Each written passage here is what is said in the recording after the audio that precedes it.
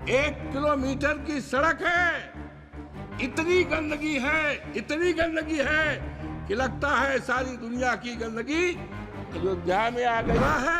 और सुना है उसके निकासी के लिए 35 करोड़ रुपए राट हुआ है, लेकिन पता नहीं है ये पैसा कहाँ। फैजाबाद के, अयोध्या के किसानों के जमीनों के लिए सर्किलेट न बनने के कारण उनकी जमीनों को कौड़ियों के दाम पर बाहरी लोगों को बचा ले।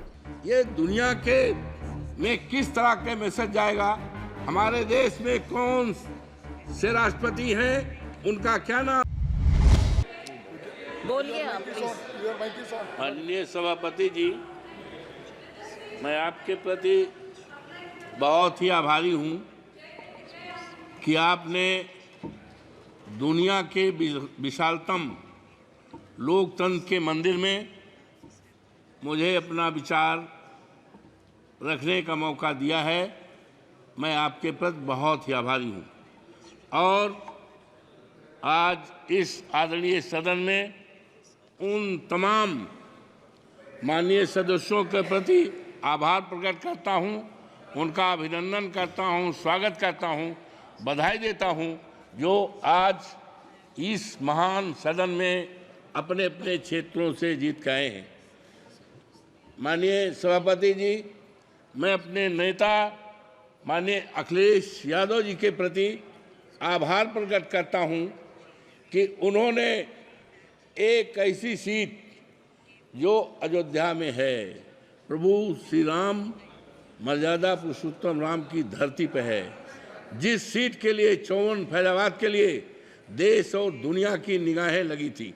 और आज मान्यवर, आज जब चुनाव हो गया है, जब वहाँ की देवतुल्य मतदाताओं ने मुझे चुनाव जिताकर भेजा है, तो आज केवल हिंदुस्तान में ही नहीं, सारी दुनिया में चर्चा है।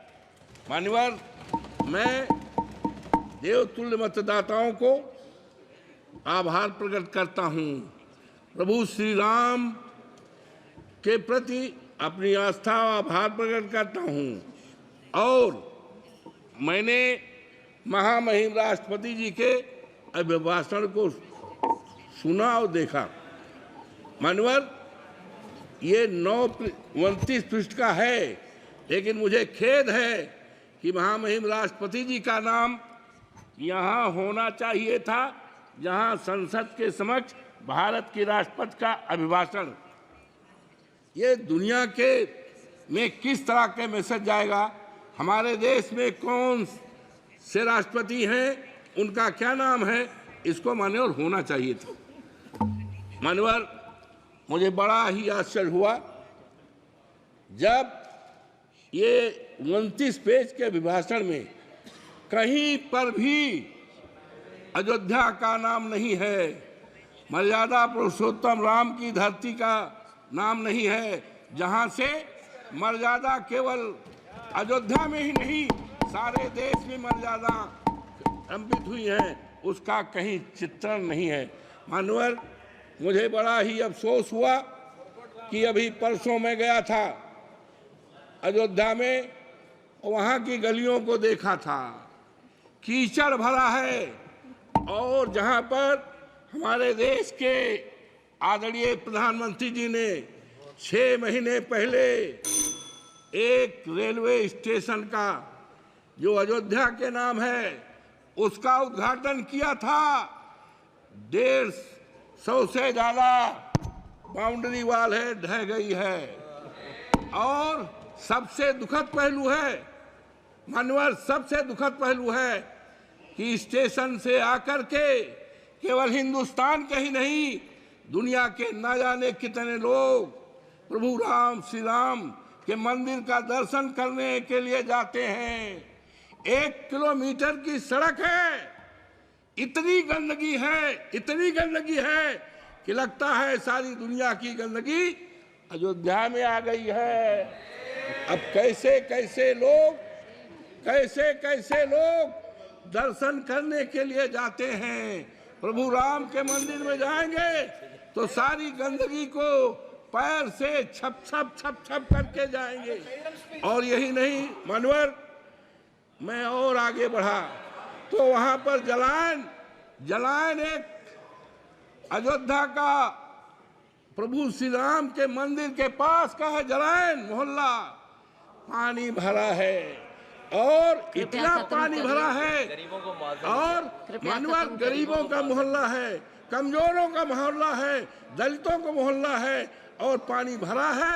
और सुना है उसके निकासी के लिए 35 करोड़ रुपए अलॉट हुआ है, लेकिन पता नहीं है ये पैसा कहाँ गया है, किस पे खर्च हो रहा है। गरीबों का मुआवजा नहीं दिया। और मनोहर, मुझे बड़ा अफसोस हुआ कि वहाँ पर एरोड्रम बना है, लेकिन एरोड्रम बनने में गरीबों को, किसानों को पैसा नहीं दिया गया।